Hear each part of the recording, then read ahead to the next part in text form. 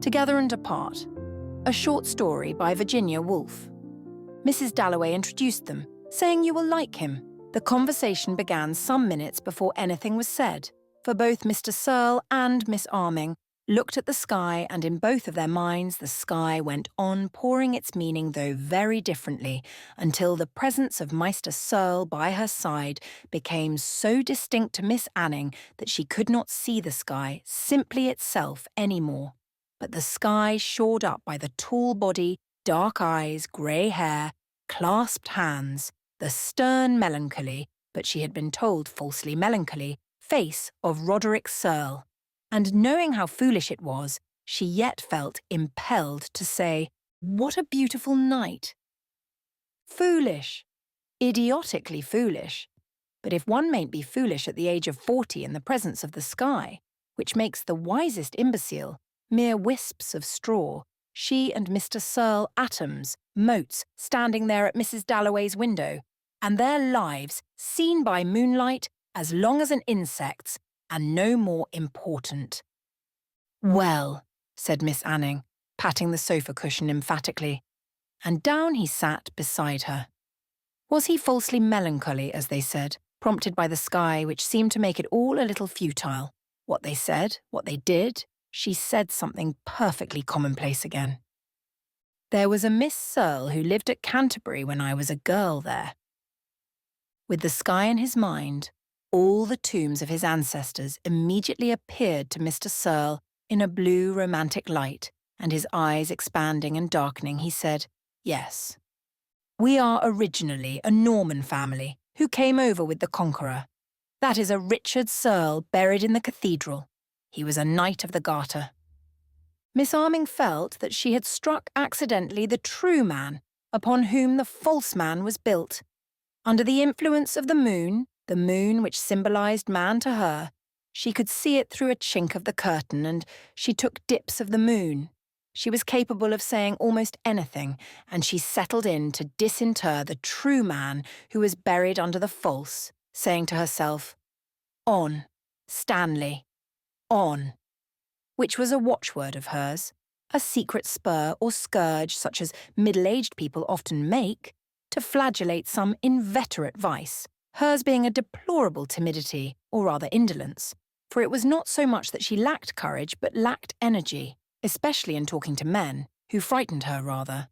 And so often her talks petered out into dull commonplaces, and she had very few men friends, very few intimate friends at all, she thought, but after all, did she want them? No.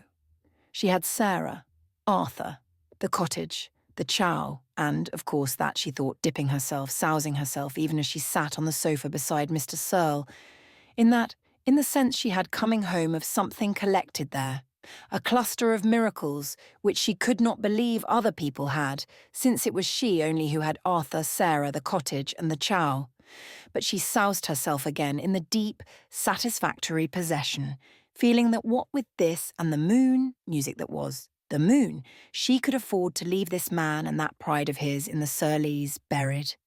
No, that was the danger. She must not sink into torpidity, not at her age. "On, Stanley, on," she said to herself, and asked him, "Do you know Canterbury yourself?" Did he know Canterbury? Mr. Serle smiled, thinking how absurd a question it was, how little she knew, this nice, quiet woman who played some instrument and seemed intelligent and had good eyes and was wearing a very nice old necklace. Knew what it meant. To be asked if he knew Canterbury, when the best years of his life, all his memories, things he had never been able to tell anybody, but had tried to write, and he sighed, all had centred in Canterbury. It made him laugh. His sigh and then his laugh, his melancholy and his humour made people like him, and he knew it. And Vet being liked had not made up for the disappointment, and if he sponged on the liking people had for him, paying long calls on sympathetic ladies, long calls, it was half bitterly, for he had never done a 10th part of what he could have done, and had dreamed of doing as a boy in Canterbury. With a stranger he felt a renewal of hope, because they could not say that he had not done what he had promised, and yielding to his charm would give him a fresh start at 50. She had touched the spring. Fields and flowers and grey buildings dripped down into his mind, formed silver drops on the gaunt, dark walls of his mind and dripped down. With such an image his poems often began. He felt the desire to make images now, sitting by this quiet woman. "Yes, I know Canterbury," he said reminiscently, sentimentally inviting, Miss Anning felt, discreet questions, and that was what made him interesting to so many people, and it was this extraordinary facility and responsiveness to talk on his part that had been his undoing. So he thought often, taking his studs out and putting his keys and small change on the dressing table after one of these parties, and he went out sometimes almost every night in the season. And going down to breakfast, becoming quite different, grumpy, unpleasant at breakfast to his wife, who was an invalid and never went out, but had old friends to see her sometimes, women friends for the most part, interested in Indian philosophy and different cures and different doctors, which Roderick Serle snubbed off by some caustic remark too clever for her to meet, except by gentle expostulations and a tear or two. He had failed, he often thought, because he could not cut himself off utterly from society and the company of women, which was so necessary to him, and right. He had involved himself too deep in life, and here he would cross his knees, all his movements were a little unconventional and distinguished, and not blame himself, but put the blame off upon the richness of his nature, which he compared favourably with Wordsworth's, for example. And since he had given so much to people, he felt, resting his head on his hands, they in their turn should help him. And this was the prelude, tremulous, fascinating, exciting to talk, and images bubbled up in his mind. "She's like a fruit tree, like a flowering cherry tree," he said, looking at a youngish woman with fine white hair. It was a nice sort of image, Ruth Anning thought, rather nice, yet she did not feel sure that she liked this distinguished, melancholy man with his gestures. And it's odd, she thought, how one's feelings are influenced. She did not like him, though she rather liked that comparison of his of a woman to a cherry tree. Fibres of her were floated capriciously this way and that, like the tentacles of a sea anemone, now thrilled, now snubbed, and her brain, miles away, cool and distant, up in the air, received messages which it would sum up in time, so that, when people talked about Roderick Serle, and he was a bit of a figure, she would say unhesitatingly, "I like him," or "I don't like him," and her opinion would be made up forever. An odd thought, a solemn thought, throwing a green light on what human fellowship consisted of. "It's odd that you should know Canterbury," said Mr. Serle. "It's always a shock," he went on, the white-haired lady having passed, "when one meets someone they had never met before, by chance, as it were, who touches the fringe of what has meant a great deal to oneself, touches accidentally, for I suppose Canterbury was nothing but a nice old town to you.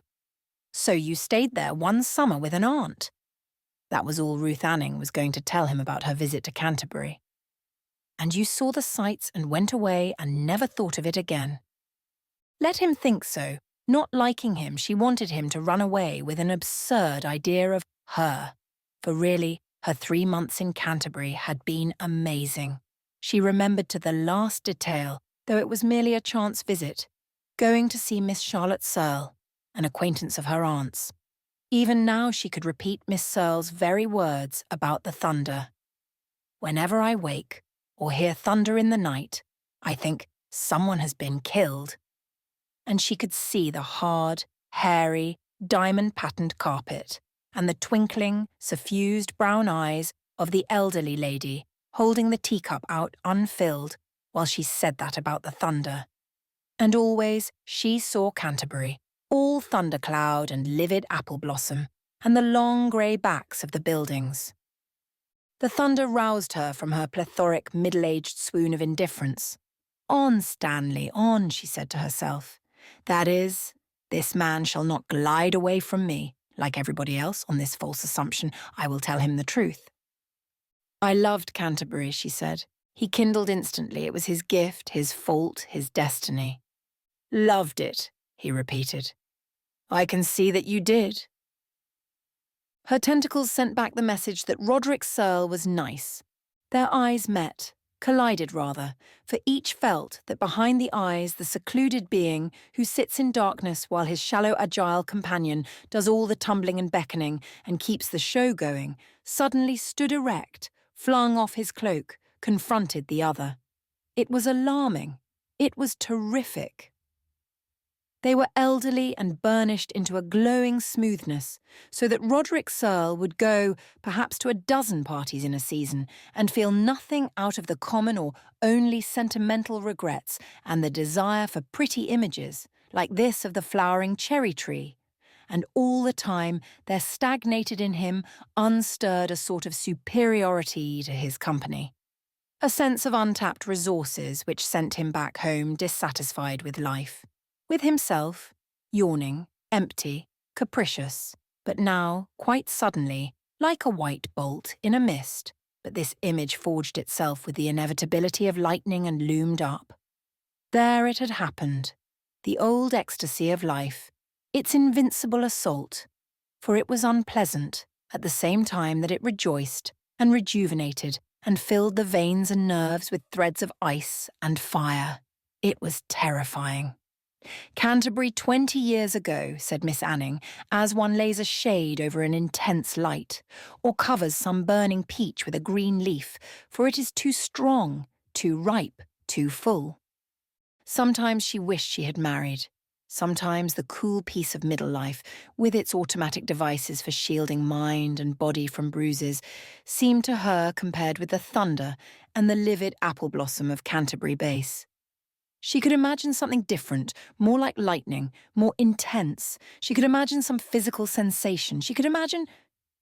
And strangely enough, for she had never seen him before, her senses, those tentacles which were thrilled and snubbed, now sent no more messages, now lay quiescent, as if she and Mr. Serle knew each other so perfectly, were in fact so closely united that they had only to float side by side down this stream. Of all things, nothing is so strange as human intercourse, she thought, because of its changes, its extraordinary irrationality, her dislike being now nothing short of the most intense and rapturous love. But directly the word love occurred to her, she rejected it, thinking again how obscure the mind was, with its very few words for all these astonishing perceptions, these alternations of pain and pleasure. For how did one name this?